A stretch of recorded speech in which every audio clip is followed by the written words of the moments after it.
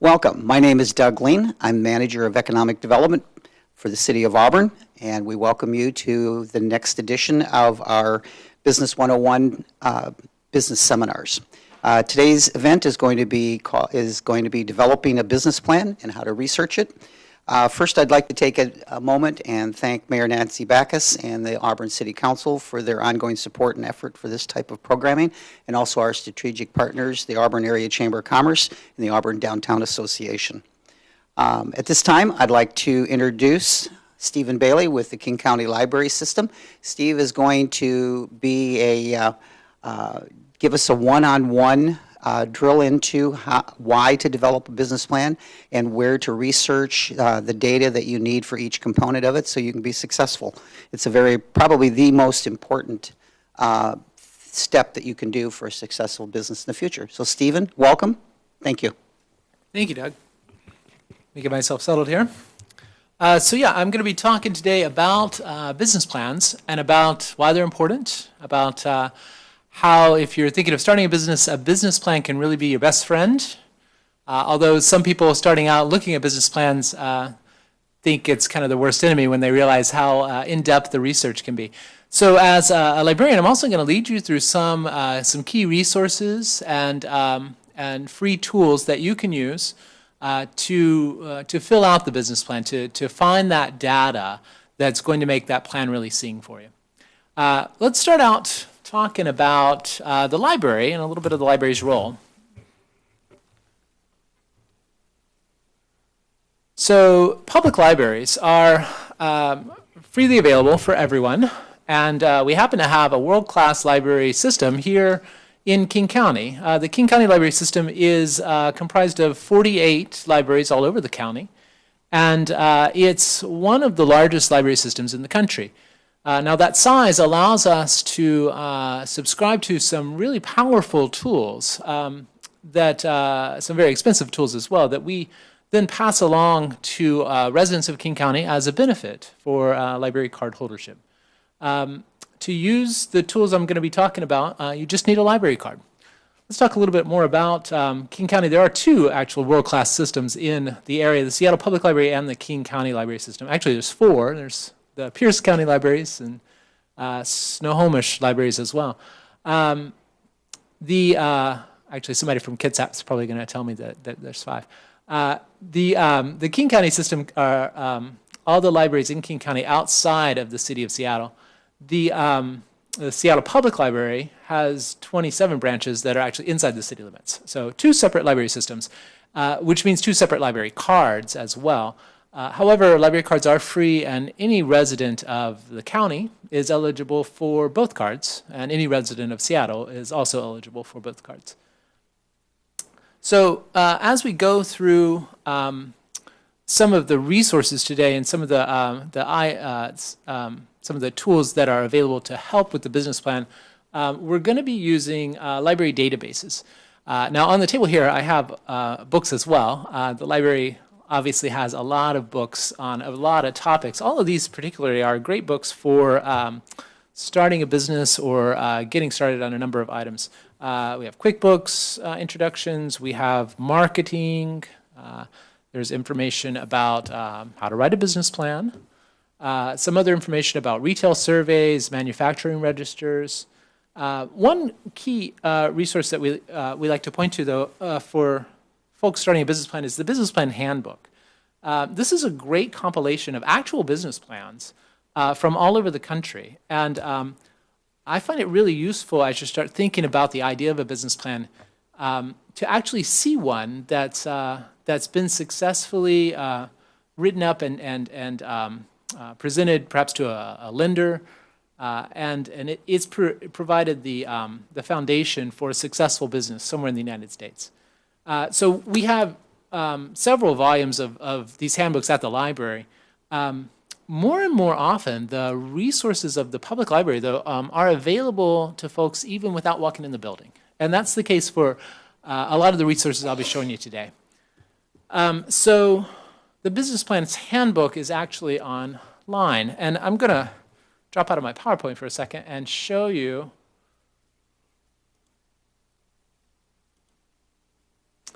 show you the website for the King County Library System. From here, there's a lot of stuff you can do, including up in the corner here, we have a section for ebooks. If you have an e-reader, or if you like to listen to audiobooks and want to download an audiobook to your phone, you can do that for free from the library. We have books, of course. We have all kinds of classes and programs at the library, especially pages for kids and teens. It's the Learning and Research tab over here, though, that I want to draw your attention to. If I click on that, it gives me a list here of categories of research tools. And there is one here for small business help. I'm going to show you this really quickly. This is more of a list of helpful agencies and web links. So for example, under starting a business, there's the Washington State Small Business Guide, which is a fantastic place to start. It helps you start thinking about the basic licensing that you'll need, some information about how to be an employer, how to set up payroll. There's all kinds of great information here. So it's a good place to start if you're just thinking about it.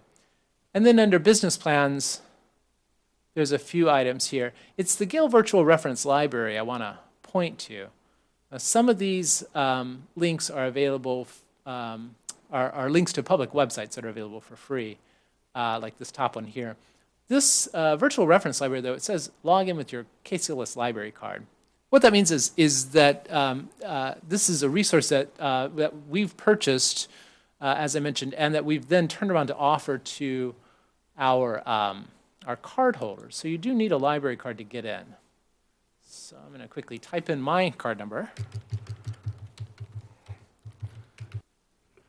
So again, the resources that I'm bringing up here are available outside of the library system. In fact, you can be anywhere in the country and log on to these resources and get access. And they're available 24/7 as well. This is going to load. It looks like it's going a little slow. While it does, I'll talk a little bit about what it's going to show. So this business plan handbook is a volume comes out every year, and we're up to 28 volumes, I believe. They're all in print form at the public library, and then they're online as well, and the full content is searchable online, which is really cool.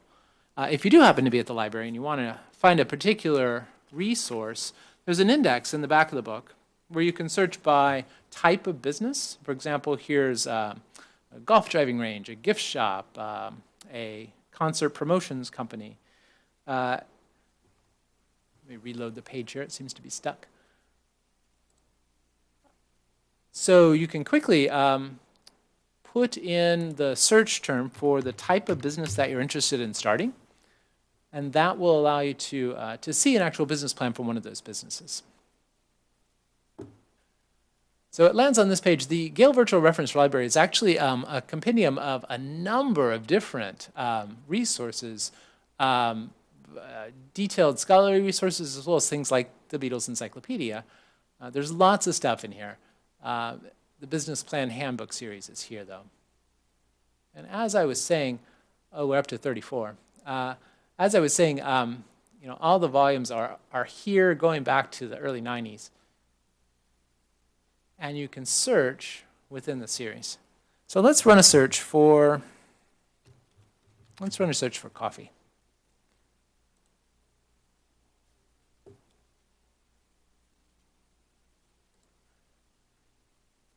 And here you see the results. I've got 113 results. That's somewhere in the business plan the word coffee has popped up.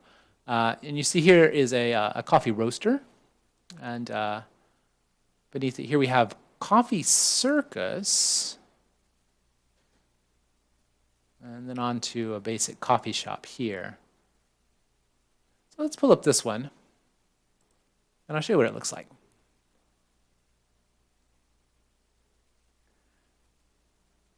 There we go. Now, most business plans that you see templates for, and you can find a blank business plan template online. They're pretty easy to find. There's also a blank template within this business plan handbook. The templates all follow pretty much the same structure. You start with what's called an executive summary. And that's where you get to talk about, in plain English, what it is you're trying to do with your company, what it's going to be, what you're going to sell, what service you're going to provide, who your customer are, and where you're located. So the summary for this Clockworks Coffee and Cafe in Romeo, Michigan, is the short paragraph here, and it talks about where the coffee shop is. It's connecting it to this town clock, and there's some history about the clock as well and how that relates back to the city. The cafe was opened in 2009, and it looks like this is an existing business that somebody wrote a business plan to take over. So that's an interesting way to proceed. So after the executive summary, the links here show you, they talk about location, which is very important, of course, if you have a brick and mortar. If you're looking at internet business, location isn't so important. You still need to make sure that your delivery systems are in place, though. The city and the demographics of the city give you some sense of who the customers are going to be. And again, I'm going to show you how to use other tools in the library to fill in some of these gaps. So again, this shows you total population of the city of Romeo, 5,700 strong, and how that breaks down to household types: seniors, 2 or more persons without children,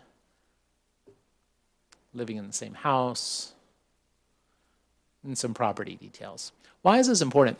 Well, it's important if you're going to start a business to think about where you're going to locate it and who your customers are going to be.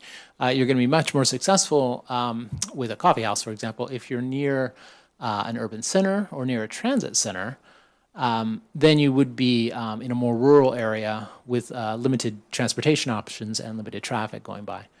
I mean, that seems obvious, but it's the kind of thing that you should put down in your business plan to show that you've thought that through. Competition. What other coffee shops are nearby? Now, they've done a good job here of calling out not only nearby smaller places, but also the big players like McDonald's, Starbucks, and Panera, as well as Tim Hortons. It's a chain in the Midwest. And they also talk about the challenges. Tim Hortons is very popular, but they also have some things working against them. They're more popular than maybe their capacity is equipped to handle. Difficulty getting out of the parking lots, for example. So it looks like the Clockworks Coffee is trying to fill a niche here. Now, that's important as well. If you're thinking about starting a business, you need to know how it's going to fit into your community, and if you're actually going to fill a need, or if you're just copying what somebody else is doing.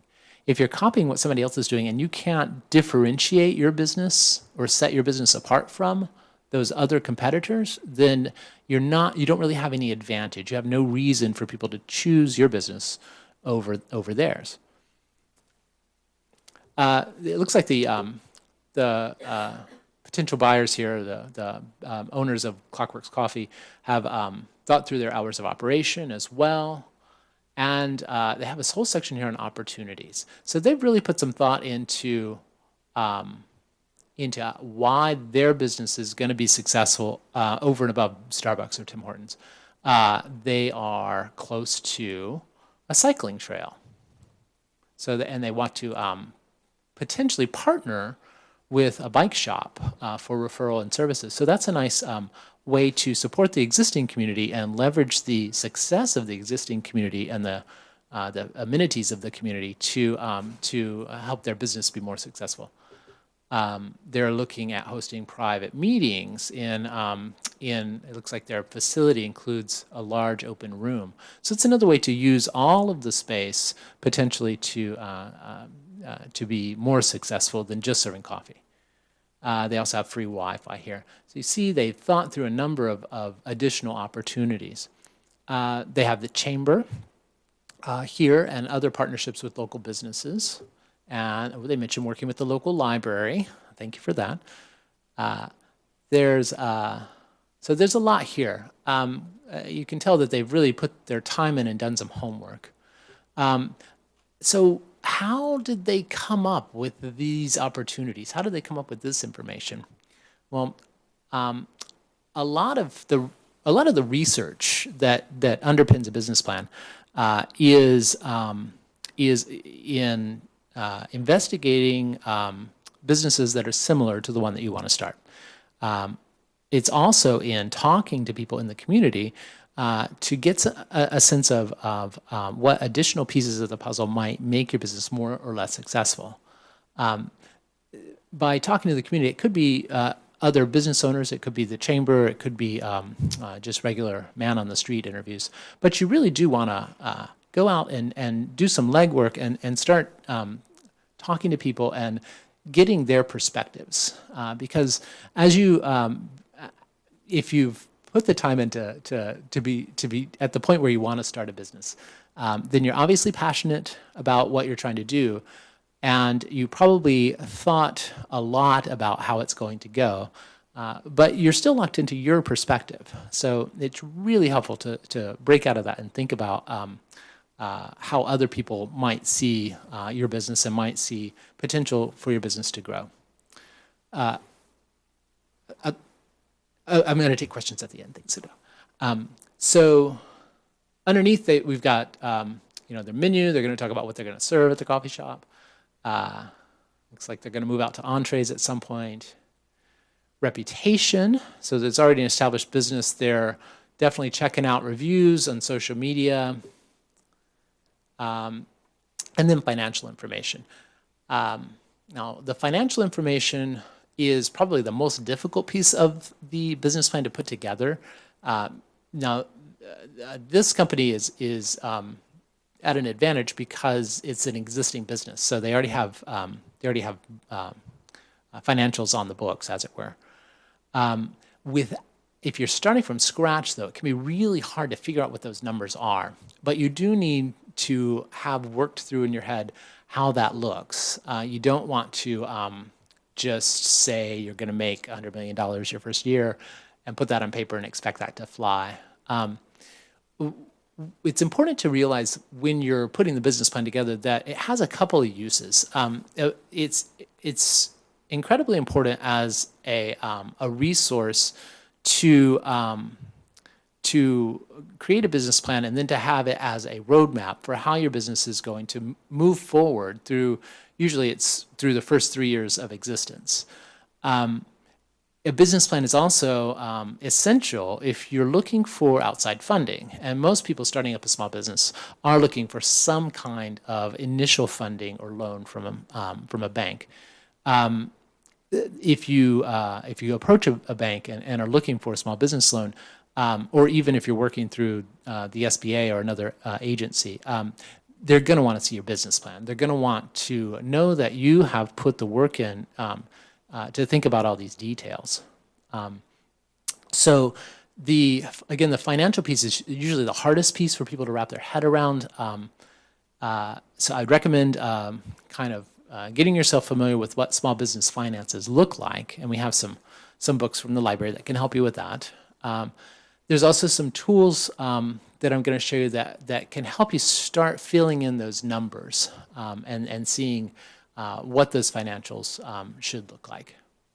So that's one example of a business plan. And again, this is from a successful business, so you can count that this was fairly well done. There's several other resources on the internet for business plans. Some have a paywall, so you'll at some point be asked to stop and pay to continue.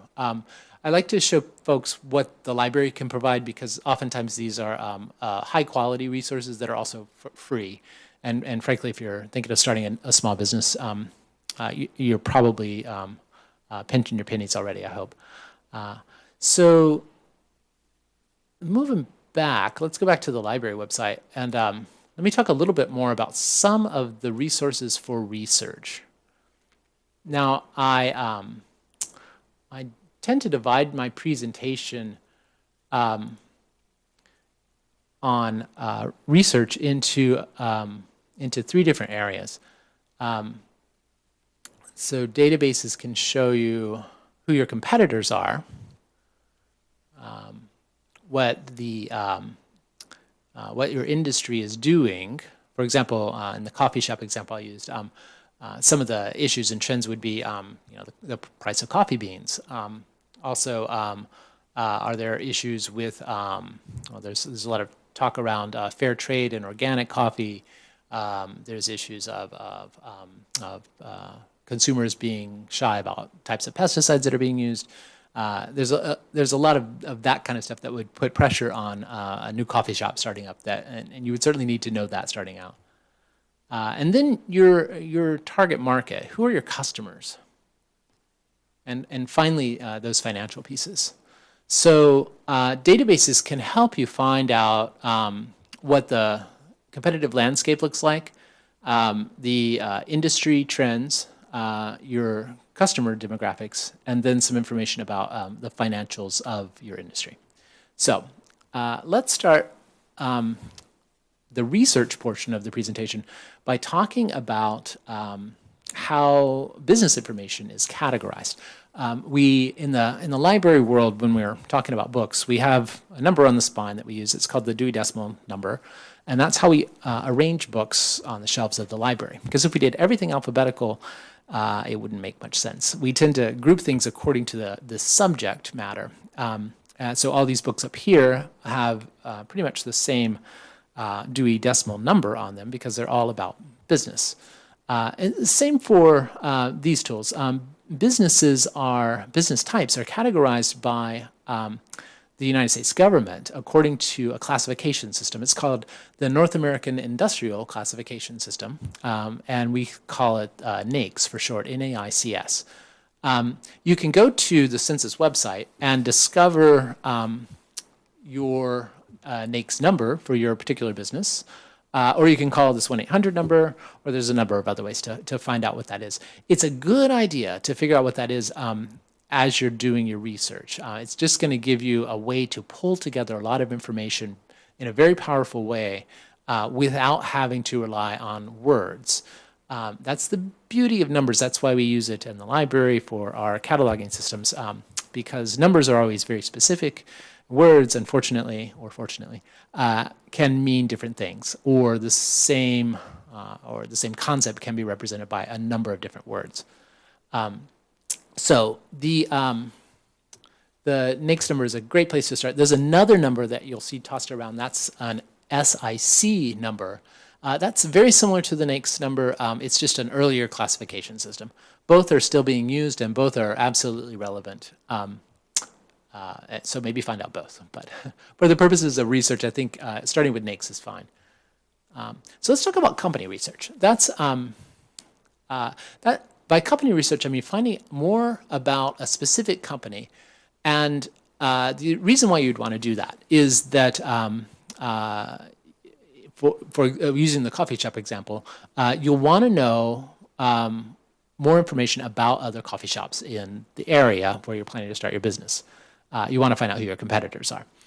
There's other reasons why you might want to know about a specific company. You might want to know what, for example, companies can provide you the supplies that you need to run a successful business, where you're going to get your cups, where you're going to get your coffee beans, where you're going to get the milk for your lattes. So all of that information can be found in a couple of databases at the library.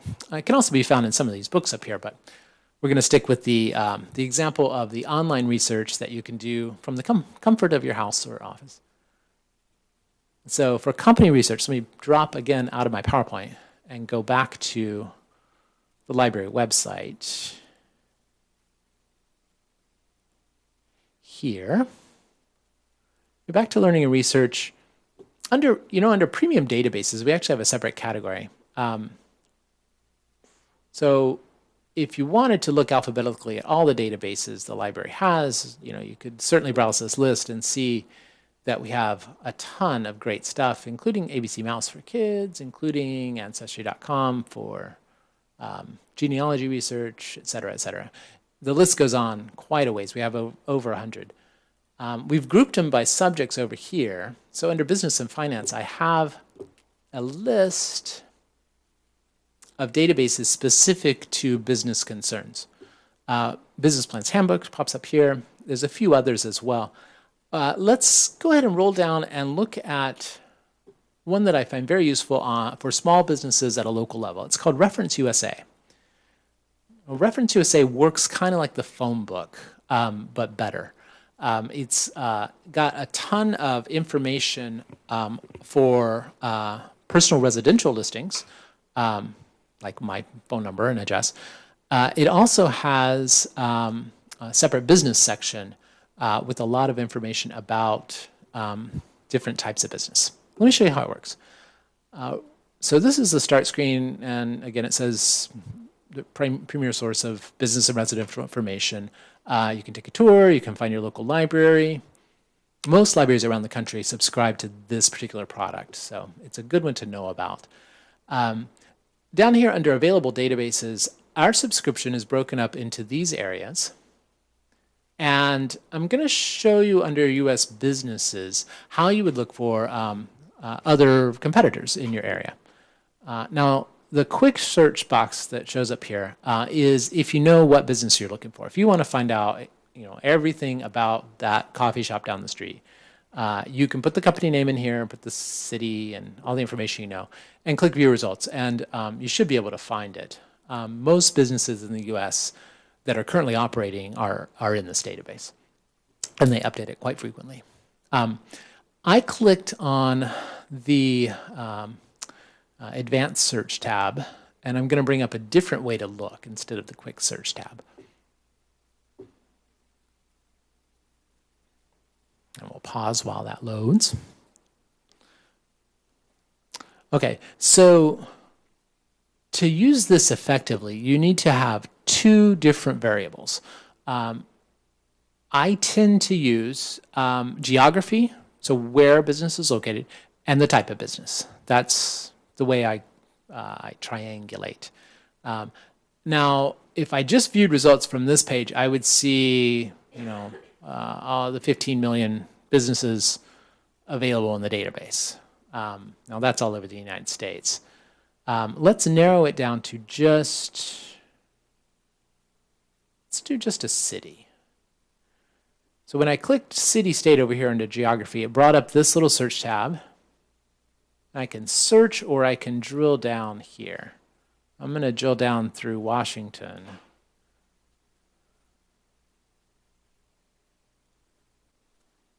Let's pull up Auburn.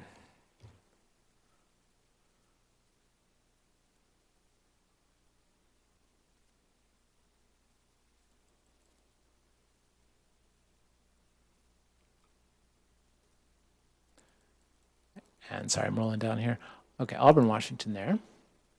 Take that one back out. So now I'm looking for businesses in Auburn, and I'm going to limit it to the type of business. And I'm going to do that right here. This box that says keyword SIC NAICS.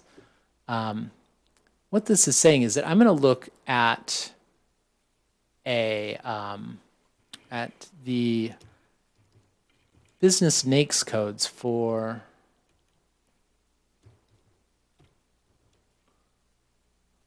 let's just look for coffee again. I get coffee and tea manufacturing.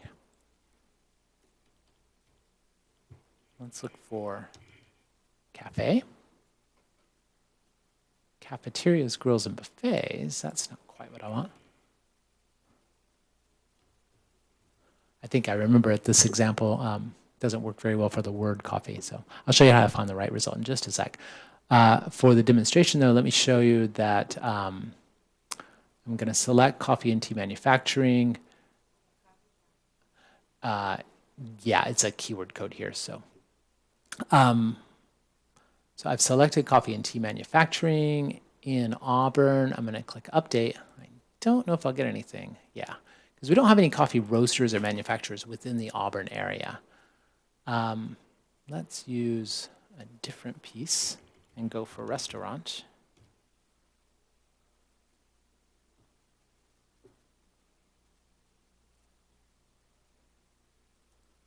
So limited service restaurant. Let's use that.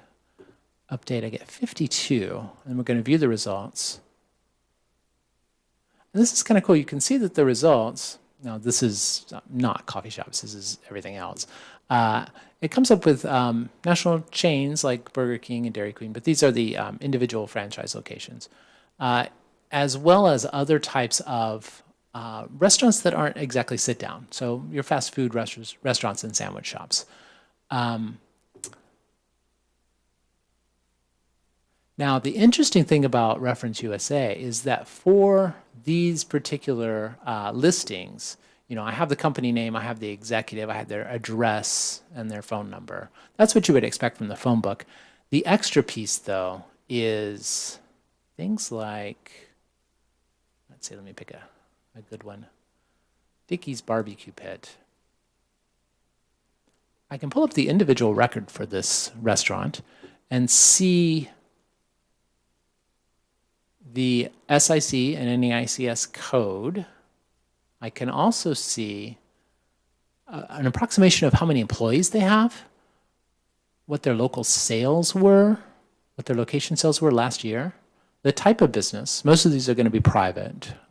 But for private businesses, this is just about the only way you can get information about them because private companies don't have to disclose any of their information to anyone, like a big public company like Boeing or somewhere else. How long they've been in the database, that can roughly correlate to how long they've been in business. Square footage, their credit rating score. So that's very important. If you're looking at competitors in the area, you can kind of get a gauge of how strong their business model is by that credit rating score. By the same token, if you're looking at finding suppliers or distributors to help support your business, that's a good indication of whether you want to do business with that supplier or not. You probably not want to get into a situation where you're doing business with somebody with a credit rating of C or below. You can also, you can always buy a credit rating for a company that's totally legal and totally fine. You get your hours of operation as well. There's some other stuff down here under expenditures. Now, you have to be careful with this part. Because, again, it's a private company and companies don't have to disclose their financial information to anybody except the IRS. And the IRS doesn't generally let that information back out, at least not in a way that you could identify the company with. It's a good idea, though, to take a look at these for the type of business that you're thinking about starting. And I say that because it can give you a starting point for how to start filling out those financials in your business plan. So what's happening here is the data has been taken and purchased by Reference USA and then kind of washed to strip out the specifics for this company. And instead, what you're getting is a range. You're getting kind of a statistical average for that type of company, for that number of employees in that part of the country. But again, knowing how much this particular small business spends in a range on office equipment and supplies, on legal, on payroll, can give you a rough sense of what those numbers could or should look like in your own business plan. Now, of course, you want it to be a successful business. You want it to be one with a high credit score, et cetera. But you see the sales volume by year, obviously they weren't tracking it for many years, but when they started tracking it, it looks like they did show a brief jump there and then flat. Because this is private company information, you have to kind of take it with a grain of salt, but we look at it as the best way to get a snapshot into the company. So I said all of that. We started talking about coffee. Now we're talking about barbecue. Now, let me back up a second. And let's talk about how you would find let's do a new search, how you would find a competitor. If you don't know the NAICS code, one way you could do that is to do a search on a specific company. So we'll look at company name in a city. And there's a coffee shop down the street called Zola's. I'm not sure if it's going to make me put in the apostrophe or not.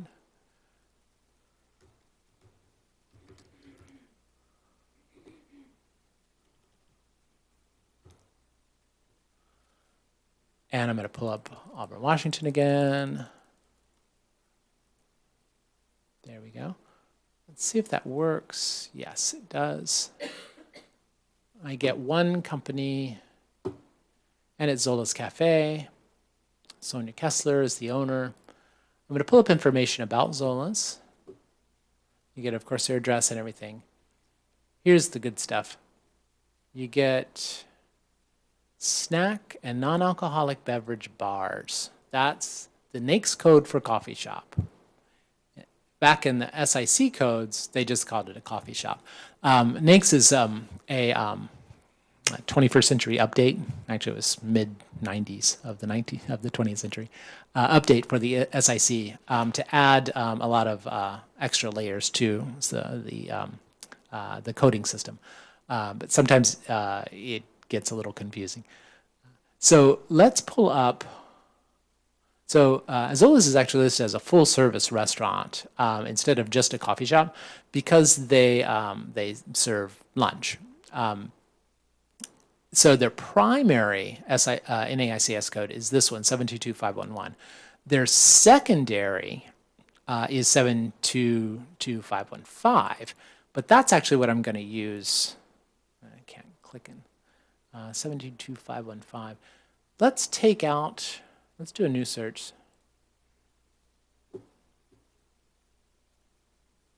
And then go back to here.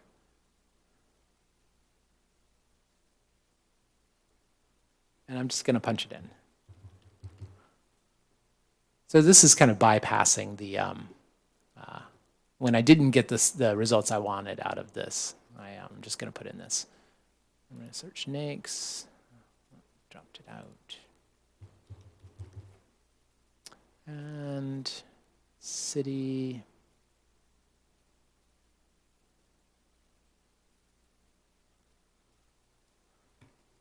One more time.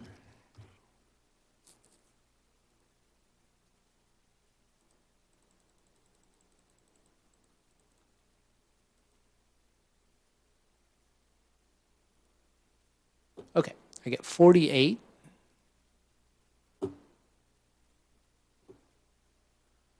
Bigfoot Java, Annie Ann's Pretzels in the Outlet Collection. Baskin Robbins has a secondary NAICS that's coffee as well. There's a lot of stuff here. So you got 48 results within the city of Auburn. Now from here you can export all of this information to a spreadsheet if you want. You can save your search. You can map out all of these locations as well, which is helpful if you're trying to plan where you want to locate your business. So there you go. There's the spread. So yeah, that's an introduction to Reference USA to do company research. Now there's other tools we can use to do research as well. Back to the database listings. Again, this is on the KCLS website. We're under premium databases. I just showed you Reference USA. There's some other stuff that we can use also, such as Business Insights. And the tagline on this says information on companies and industries.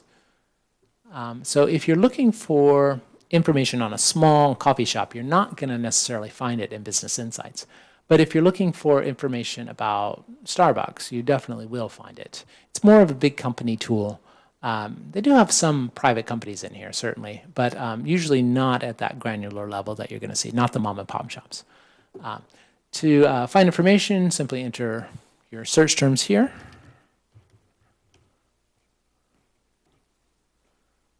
And yes, you should definitely consider the heavy hitters like Starbucks as competitors if you're opening a coffee shop.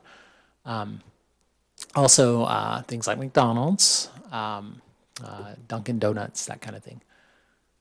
So a search for Starbucks gives me a big list because Starbucks is more than just one company. They've spun off a number of different things.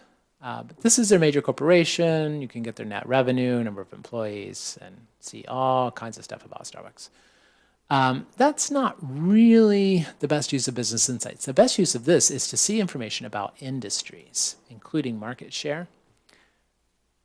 So I'm going to switch from company to industries and let me show you a little bit more about what this tool can do, including filling in some of those gaps in your business plan.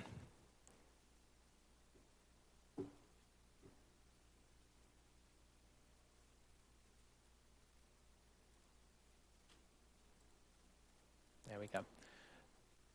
So you can just browse through if you want to see how it all looks. You can also search by industry name or, hey, look, a NAICS code.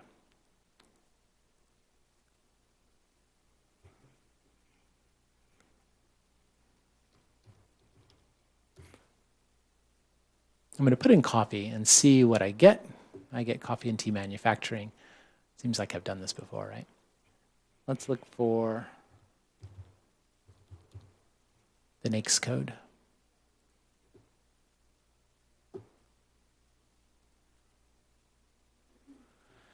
Snack and non-alcoholic beverage bars. There we go.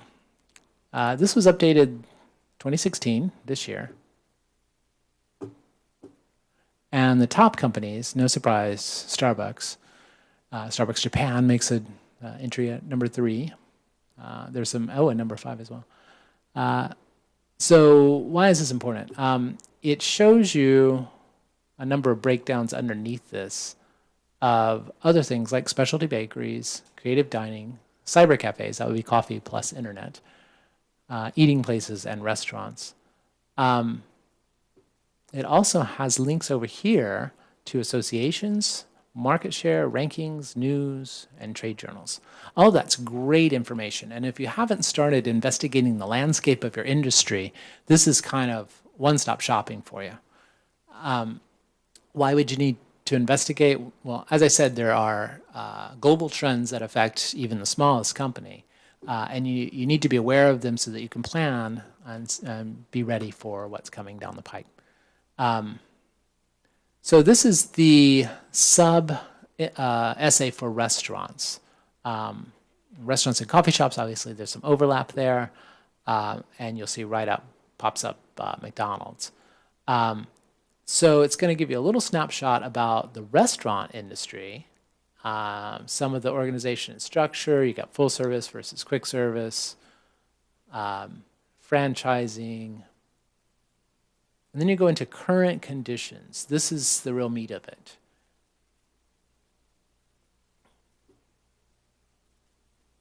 So the industry is highly competitive. Number of restaurants exceeds consumer demand. Underneath here, you've got industry leaders. There's some global information here about growth. And here we're going into all the major players in the fast food industry, major countries, and then other further readings, annual reports of various restaurants, etc. Now, this isn't spot on for coffee, but it's an associated industry that certainly has trends that are affecting coffee industries as well. Now, if I were starting a business, I would certainly want to read all of these industry essays that might have anything to do with my particular slice of the pie, including checking out the information here about market share. Market share is with X number of customers, how many, with 100 customers, what percentage is controlled by Starbucks or controlled by the mom and pops. So here's some market share information about family dining restaurants, chicken restaurants, frozen yogurt stores, fast food industry. Again, it's a little bit of poking around to see. You can also search within here for words. Let's see if coffee pops up.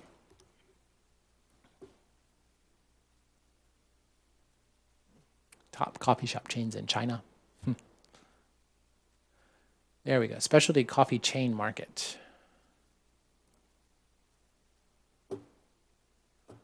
So Starbucks, 77%, Pete's, and other. That's how it breaks out. Starbucks has 77% market share. That's amazing.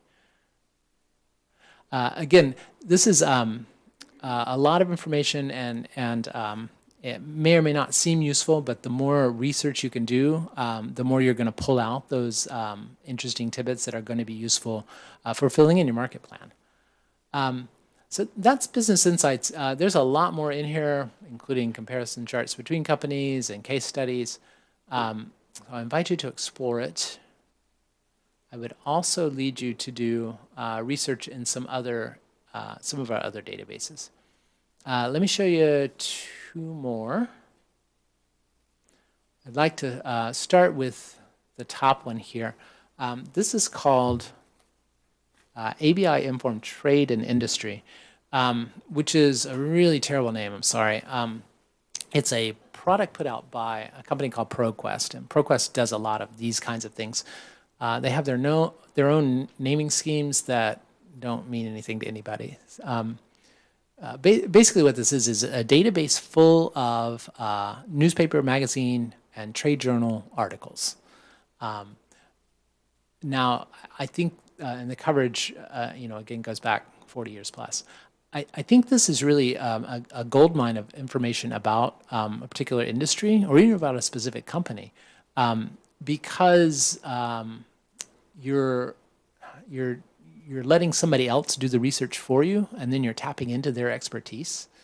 So, the reporters for major newspapers or magazines have the time and the budget to dig and access to tools that you and I don't necessarily have the money to pay for, to do in-depth research, but then they publish them and put them out for free, or if you buy the magazine. Or you can go to the library and through their databases get access to it for free. The other cool part about that, though, is the trade journals. Let me run a quick search and I'll show you what I mean.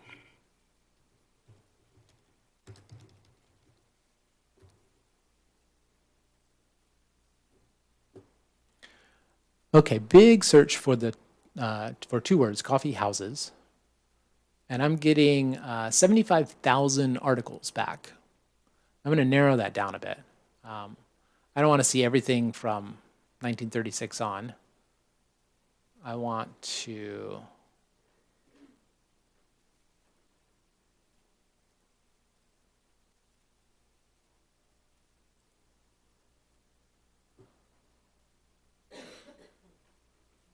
So I limited it to the last decade, well, 2010 to 2016. So only recent results. And it's dropped by half. I'm going to take out everything that isn't full text. So for 750 of these, you get you get a little citation or an abstract. You get a heading that says somewhere in the world this article exists, but you can't read it for library reasons. So let's take those out really quick because we don't want to see those. Then we get 36,500 results. Some have something to do with coffee houses. Now, for example, this is a company capsule on Esquire's coffee houses in the UK from Canadian Company Reports. That's an interesting journal. But there's interesting information in here about the coffee shops in the United States or around the world. This is in the Czech Republic, Delaware Valley coffee houses. Let me pull up a good one here.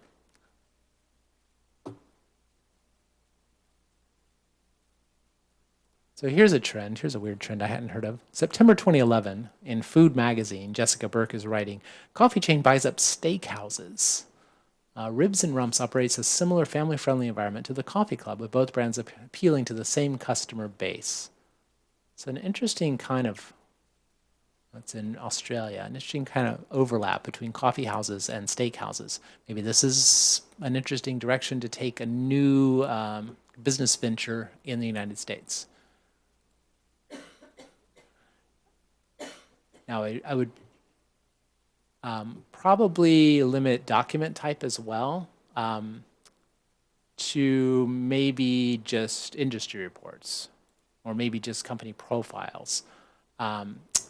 Also included within this database are press releases, and a lot of those 37,000 results are going to be a couple of lines of information about something happening that doesn't really give you a lot more information.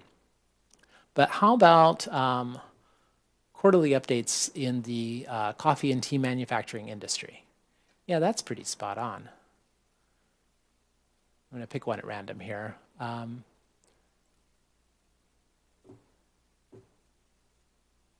So this is from First Research, which is a market research firm. And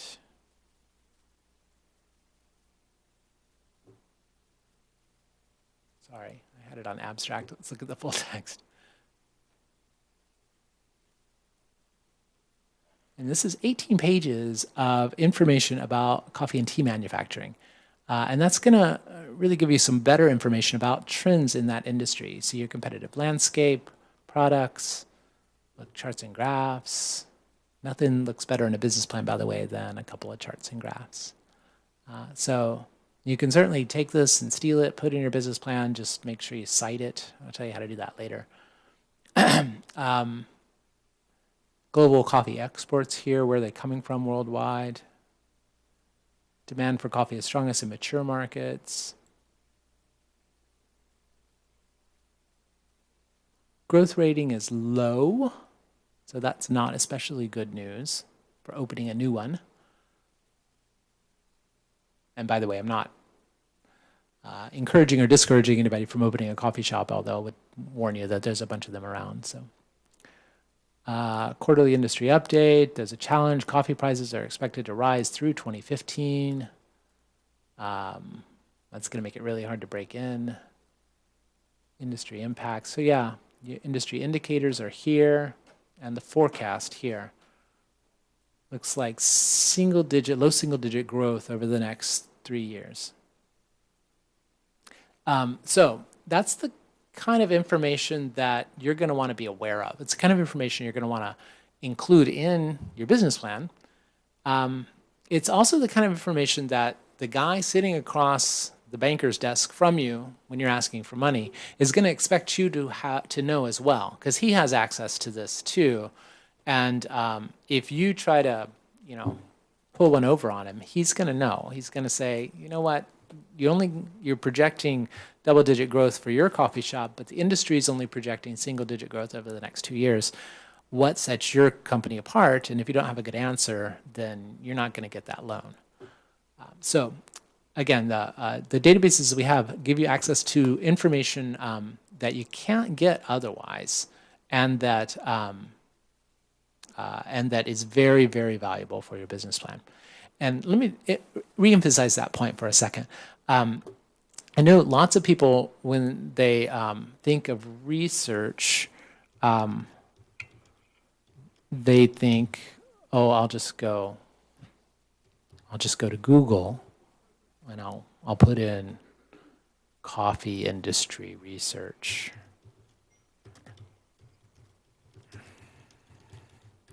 And yeah, you'll get results. You get 12 million results, but you can put almost any word in Google and you'll get 12 million results. You don't usually get high quality results for free. Now, the National Coffee Association is a really good resource for that kind of thing, and you might actually get something out of here. Nope, order now. I want to see this. How much does it cost? $295. So, I mean, really, the research I'm showing you isn't cheap. It's actually very expensive. That's not to say that the National Coffee Association isn't a great association, and actually in my expanded presentation, I do talk about the value of associations, especially when you're starting out. Joining an association and tapping into some of the expertise of that association is a great step. It's often money, membership money, but it's often money well spent to start out with. And you can search freely on the internet and find a lot of associations. There's also a website called Associations Unlimited that allows you to dial in and just search for associations for your trade or industry. So yeah, that's a great idea for moving forward with research as well. Okay, let's talk about customers. So there's a couple of databases that you can use to find out information about your customer base. One of them is Social Explorer.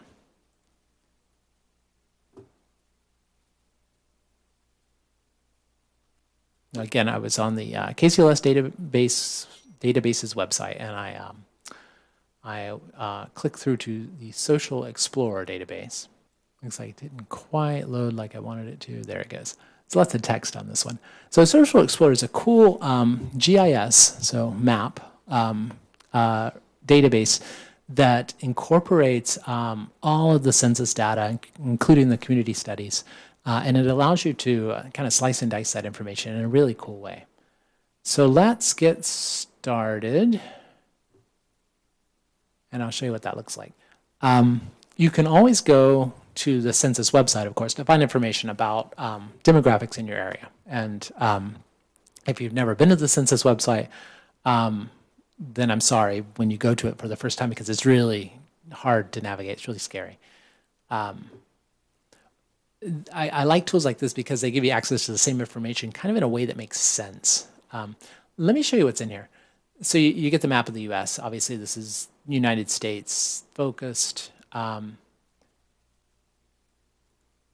And I'm going to go into the change data and show you that you can use this slider bar to look for survey years for historical information. You're most likely for your business plan going to want the most current information. So, but know that the census obviously happens every 10 years on the decade. But in between that, there's always additional information that's being added by the census department. So, there's surveys that come out all the time on various parts of this. Some of the things you can find with this tool are for population. That's kind of a given with the census. So how many people live in your city? What's the population density per square mile? That's kind of interesting if you're, if the location of your business is key and you want to show how many people live close by. The race, marital status, education, all of that stuff is kind of the basic census data that you would see. There's also additional information like occupation, travel time to work, employment sector, specific information on poverty, veterans, crime, transportation, disabilities. And here's how it works. Let me pick one of these at random. Let's pick transportation.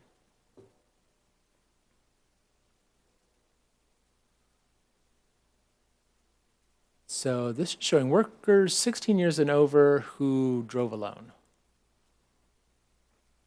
in the US. And you get this nice color-coded chart.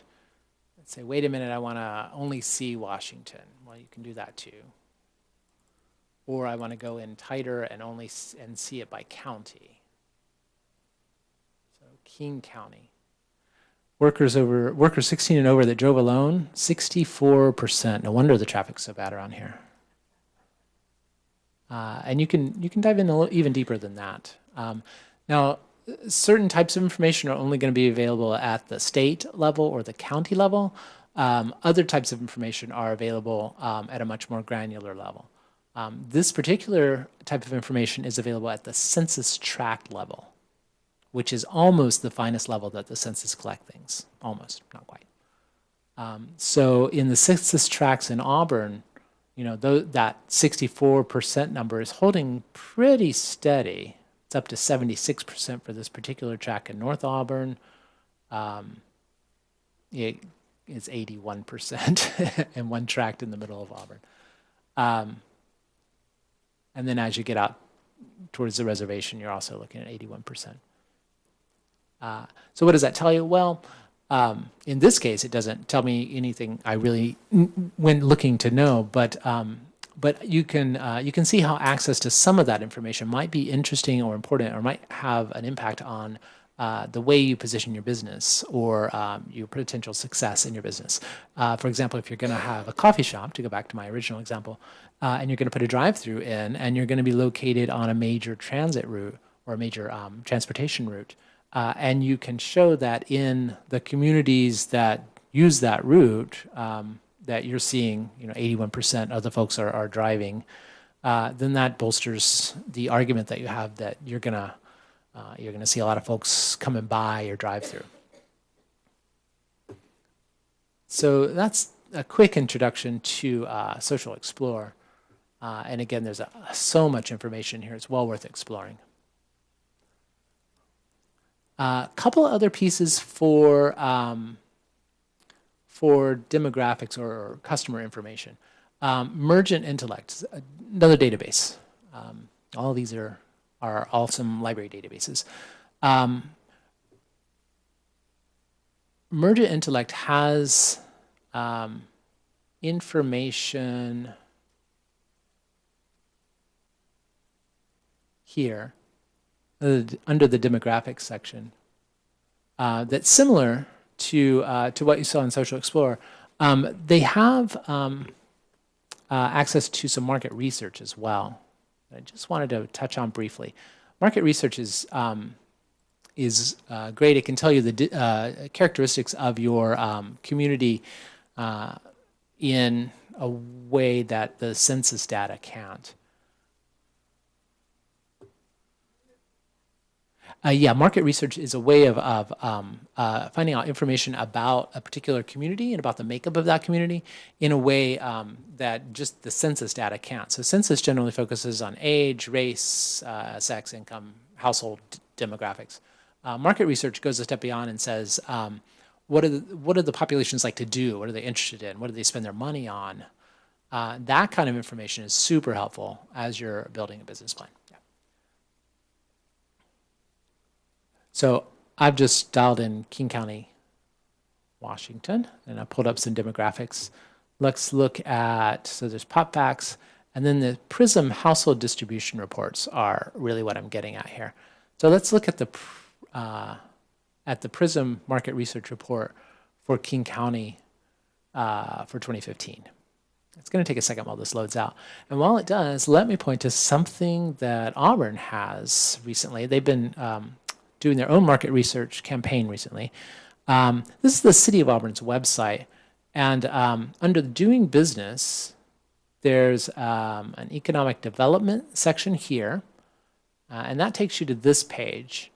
Under this page, if you click on News and Resources, you come to this. And then I believe it's in the February update for the strategic plan. If you click through, I already have it open over here. You actually see this. It's a market research that's been done for the City of Auburn. And there's an economic strategic plan that is backing this. But if you get into some of this retail trade information for the City of Auburn, it's really fascinating. You can see for the City of Auburn itself where people are coming from if they've spent money inside the city. And then the larger retail trade area that we pull from, and then some demographic profiling. So again, key indicators from census, but it goes on into some gap analysis for industries where there's potential for growth, as well as some lifestyle segmentation. And that's what I mean by, what are your populations interested? Where do they spend their money? So this stuff's on the City of Auburn website for Auburn as well. Very, very cool. Jumping back to the PRISM information. Again, market researchers love coming up with these fun names for their segments. Within King County, there are the largest. No, actually, this isn't set by size. The the market research segments are listed here by name, and then you get the number of households and percentages over here. As you roll through the information, that was the whole report. So you would take this information and then compare it to the PRISM segment definitions here and find out what that, for example, young influentials or upper crust means. Now I've run the report for all of King County. You can drill down more from there and see at a county, at a city or zip code level as well what those look like. And it's really interesting to take a look at and see, what people in a specific area have an interest in. One more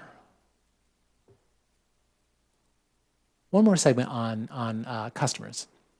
I mentioned Reference USA in the beginning, and we talked a little bit about how to use Reference USA to find your competitors or to find companies that can help your company succeed. We're going to take a different twist here, and instead of using the U.S. business database in Reference USA, I'm going to use the standard white pages.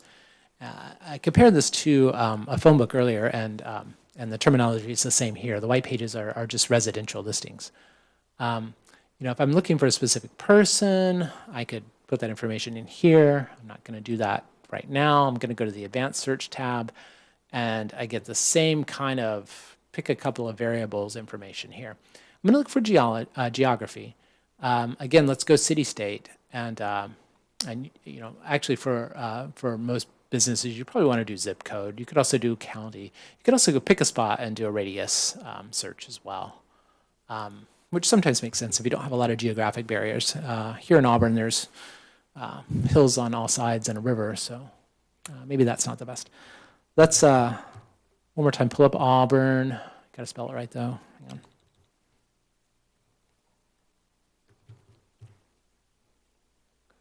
And go.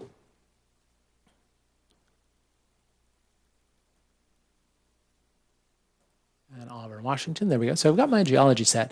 The other thing I want to see, oh, you know what? I'm in the wrong spot. There's estimated home value and estimated home income, all of which is very interesting. Let me back up a second and do a different one instead. It's not in standard white pages. It's actually in this consumer lifestyles piece. Apologies. Same idea. You get the quick search, going to advanced search here. And what this can show you is really cool. So you can drill down into these consumer snapshots if you want and see, religion, political party, years in home. What I find really interesting are these lifestyles categories. And under lifestyles, you get all of these areas of interest. I don't know if you can see that very well, but the top one says apparel, fashion, and beauty, and it's got a little plus by it. I'm going to open that up. Accessories, beauty and cosmetics, children's apparel, general apparel, men's, stylish men's, women's, stylish women's. I'm going to pick children's apparel, and then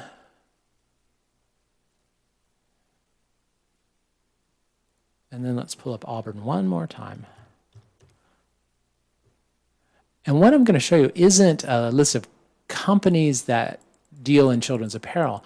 I'm going to show you a list of people, households, who are interested in children's apparel. 124. Now, obviously, there's more households with children in Auburn than 124. But these people are identified as the ones who, for whatever reason, have an expressed interest in children's apparel. Maybe they subscribe to a magazine, or maybe they have an online subscription to a website or a club that specializes in that particular market. The reason I bring this up is both because it's cool to have the numbers of people who are interested in a certain area, and it's pretty easy to map a business to a specific segment here. But it's also really cool to actually see the names and addresses of people that might be interested. I bring that up because it's an easy way to do basic marketing if you can envision a quick mailer or a postcard that you send out to everybody on this list. Now, there is some restrictions about using the telephone numbers for solicitation, but names and addresses are fair game with the data from this database. You can buy this kind of targeted mailing list from companies, and that's certainly out there. You don't have to go through the hassle of doing it yourself, but you would pay for that information. So it's an interesting way to get a good mailing list of potential customers, especially if you're just starting out a business and you want to start promoting it or marketing it. So another good use for Reference USA. And again, all of that information can fold into the advertising or marketing plan that should be a part of your business plan. So last piece, I mentioned the financials and a little bit of using Reference USA as a way to find a similar company to what you're trying to do, and maybe pulling out some financial information from their listing. Another way you can approach business financials is going back to this Mergent Intellect database. And I've got it up right here. Let me go back to the home page. The business ratios piece is really cool.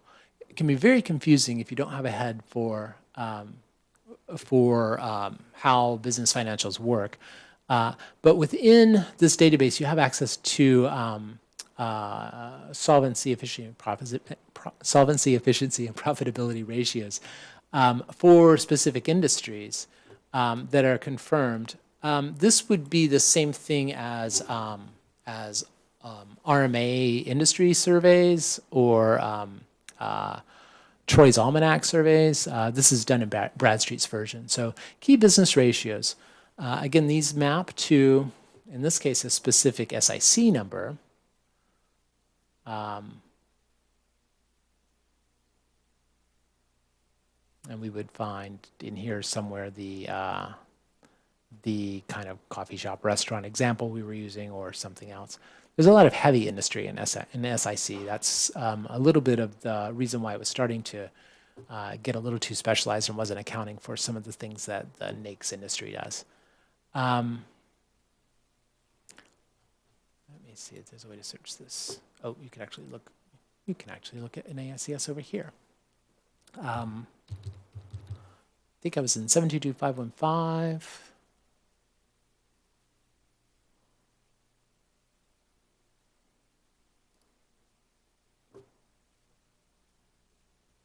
Yeah, and it's going to show you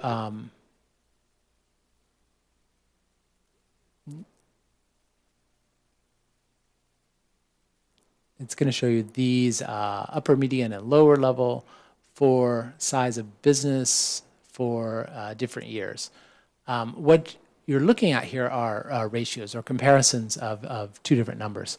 The basic ratio that most people are familiar with are assets and liabilities. So if your assets are higher than your liabilities, then you're solvent. You're in the black, as it were. And this kind of gives you a snapshot of what is considered by a bank or a creditor to be an acceptable level of solvency in a specific industry as year over year as the economy moves back and forth.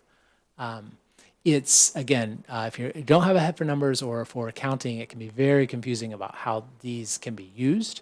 But within the tool, there's actually a great help guide for how ratios work and how you can use them to your advantage as you build your business plan. So it's a good idea to, and you can search not only for industry, but for a specific company as well.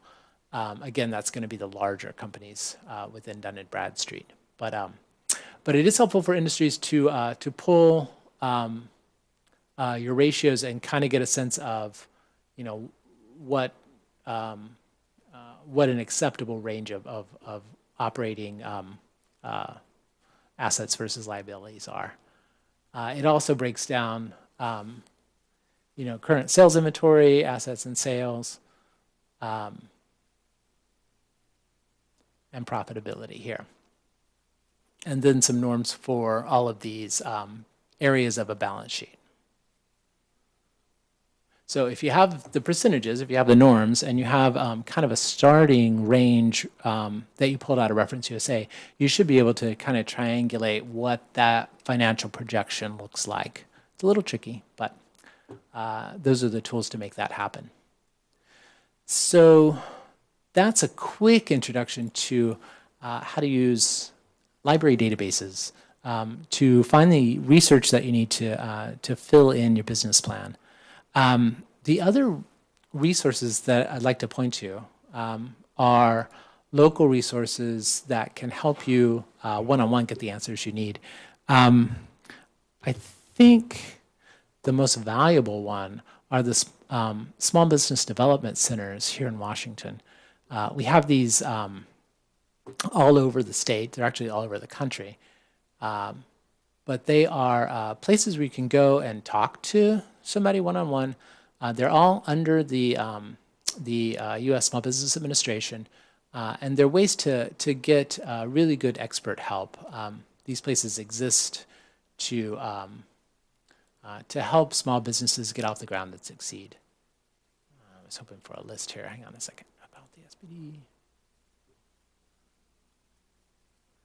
Yeah. So if we look at a map of locations, you can see they're everywhere. So go to your local library, ask for help. Go to your local SBDC and ask for help. And good luck with your venture. Thank you. Thank you.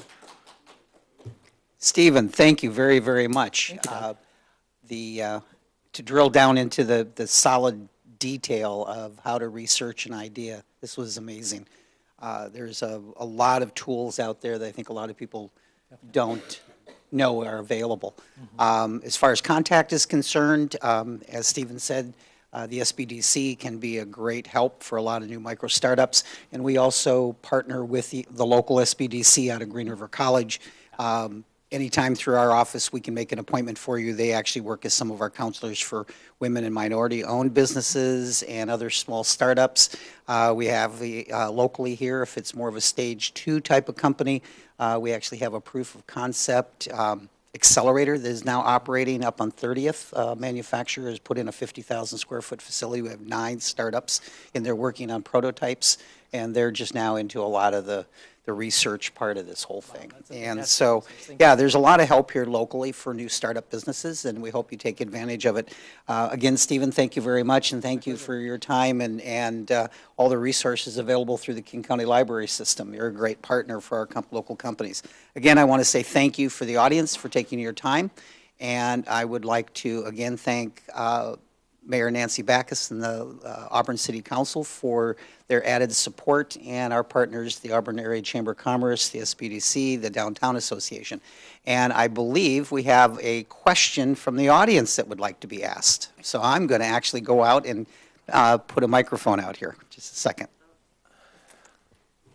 Thank you. Well, I know the ending databases were from public, like publications, and then, of course, from the census. But at the beginning, you had the Gale Virtual Reference Library. Yes. And it had a lot of, and then some of those business plans had a lot of kind of trends. Yes. And so my question was, how reliable is the information? And does Gale have their own staff that's out there on market? And then as I was going through, just to make all the questions at once, then if there isn't, researchers, then who's the author? Who is basically how reliable is the information? Right. Who has completed this research? Right. That's a great question. Thank you. One of the ways that we like to distinguish ourselves, from where was it? From Google, wherever that is that all the information that the library puts out, we like to believe is extremely reliable. That's how we separate ourselves from all the rest of the information out there. Gale, in particular, Gale Cengage is a multi-million-dollar international research firm, and they have a lot of staff, yes, and they have a lot of procedures for obtaining research and vetting that information. So, again, there are very powerful information tools out there for researchers, and certain types of companies and industries have access to that just kind of by default because they have the budget to do it. Gale is one of the players in the public market that does the same level of research with the same reliability, but they differentiate themselves by selling that information not to individuals but to libraries. So we then pay for it, and then we turn around and give it to you. So you can have the same confidence in the Gale information that you would from a $10,000 research report that you would get from a private company. Yeah. And to put that on top of that, a quick answer also, the report that Stephen quickly showed, that some research that we've currently posted on the retail market. The consulting group is called Retail Coach. They're probably one of the top 2 retail consulting organizations in the United States. They've worked for all the Fortune 500s and major developers and malls around the country. We spent months picking the correct consultants to do this work for us. For example, those maps that they've identified are like our primary retail trade area in Auburn. For example, that's from credit card swipe data and cell phone tracking data that they have compiled, and they actually, for example, that trade area are from credit card swipes a minimum of 3 times per week within the city of Auburn. And that's how they track then that boundary of where that primary trade market comes. Within that boundary that's shown on that map, currently they've identified we have 175,000 buyers within the Auburn city limits from within that trade area, with potential sales of over $2.7 billion annually. So the data that these companies use, and when we would use it as a tool for our local businesses to look at expanding or opening a new business, doing their research, or in turn using that data with existing companies that we're trying to attract here to add to our retail base and options for our citizens, that's data that those companies rely on because they normally are buying this themselves directly from these consultants. Right. So we spent a lot of time putting together the correct consultants so we had the right tools, both from being ready and then going out after new retail or business opportunities here within Auburn. I think we have another question here. So, Stephen, I'm sure that you've seen a lot of business plans with a bunch of holes in them. At what point do you decide that your business plan is overworked? Like, you've got so much information where you're like, okay, you only need 47 pages as opposed to 127. So, I can answer for my own personal preference, but I'm not, I'm not the primary audience for a business plan. I'm the guy that's helping you pack it full of information. So I might tend to want to put more in there than is actually necessary. I think, one of the business advisors at SBDC, for example, or a lender themselves might have a different answer. But it's kind of like a resume for your business. You don't want it to go on and on and on, because there comes a point when the person reading it isn't going to read anymore. You want it to be meaty, but you want it to be succinct as well. You want to be able to tell your story, but it's not War and Peace. You're not going that far. That's my best answer. My advice usually when I work with folks on startups is you put enough in there to get your point across, and then you have a fair amount of footnotes. Yeah. And referencing of where you did your research. So if it's a lender that's putting you through the credit analysis side of a loan or something like that, they're going to be able to drill down, and it gives options. And so to have some reference sources and footnotes on, if you cite, for example, if you use our study, for example, from Retail Coach, and you're using a number of what the leakage number is for retail for a particular submarket, it doesn't hurt to footnote where you found that data, because it's going to impress that lender, it's going to impress that partner or the investment banker that you're working with to capitalize your idea. Or if nothing else, you know in your own mind where you got it from, because you've got to make a big decision as far as you're, pulling the trigger to start a new business. It's a big venture, and you want to go into it with the right footing and right idea. Again, Stephen, thank you very, very much. It's absolutely been a wealth of information. I know this is a little different format than we've used in the past, but we're always open and trying new ideas and what we can do to help show what resources we have available here in the city of Auburn. So again, you can check out our video library at auburnwa.gov under economic development, our video library, and we have dozens of them in there for you to go back and you can watch any evening sitting in your lounge chair. So thank you again.